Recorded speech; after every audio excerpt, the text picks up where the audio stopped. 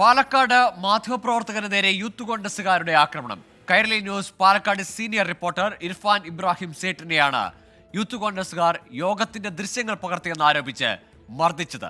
സംഭവത്തിൽ കേരള പത്രപ്രവർത്തക യൂണിയൻ പ്രതിഷേധിച്ചു.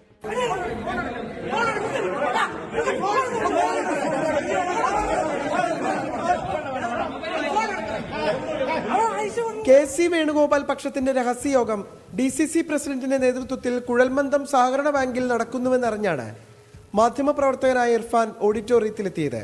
DCC പ്രസിഡന്റിന്റെ അനുമതിയോടെ യോഗം പകർത്തുന്നതിനിടയിലാണ് യൂത്ത് കോൺഗ്രസുകാർ പ്രകോപിതരായി കൈരളി ന്യൂസ് റിപ്പോർട്ടറെ ക്രൂരമായി മർദ്ദിച്ചത്.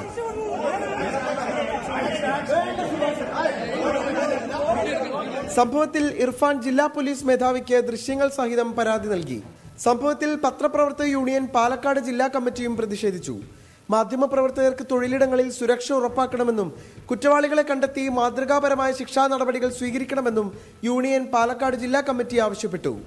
24 പാലക്കാട്.